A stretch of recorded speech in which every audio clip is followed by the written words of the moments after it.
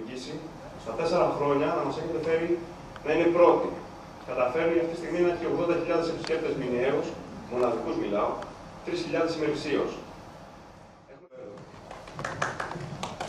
Βλέπετε εδώ σε ένα πρωινό ξεκινημάτων από τον Πειραιά. Φωτογραφία είναι τραβημένη από την Πειραϊκή και είναι με τα χρώματα, τα πρώτα χρώματα της ΑΝΕΚ. Ούτε κίτρινα ούτε τίποτα.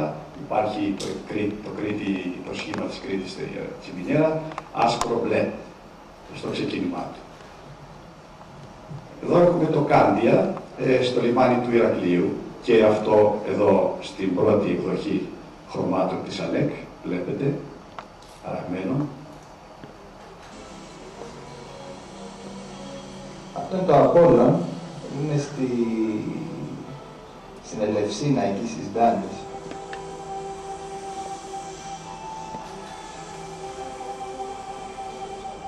Και το Ιωάννης Εξπρές, έτσι, πρώην Πάρος, σε μαύρα χάλια εδώ το βλέπουμε, σκούρτες. Είναι παρέα με τα υπόλοιπα της Μαντλάνης, συγγνώμη, της Αρκάδια Ελλάνης, του Μαρακόπου.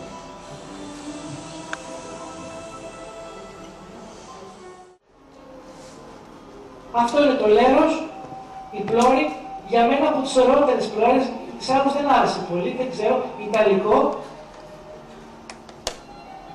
Αυτό είναι το περίφημο Σάμενα.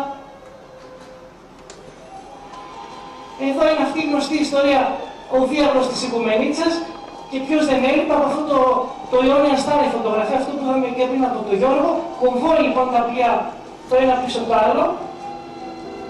Ναι, ο Εροντόπουλος εκεί, το Λαουράνα και εκεί το Κρήτη 2, άλλες εποχές. Γαλέρες έρχονται και πάνε, ρεσάλτα κάνουνε οι μούτσι και οι πειρατές μεθοκοπάνε στο Καπηλιό το λιμανίσιο.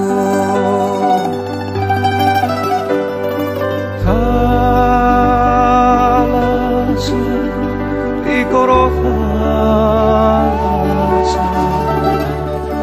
γιατί να σ' αγαπήσω.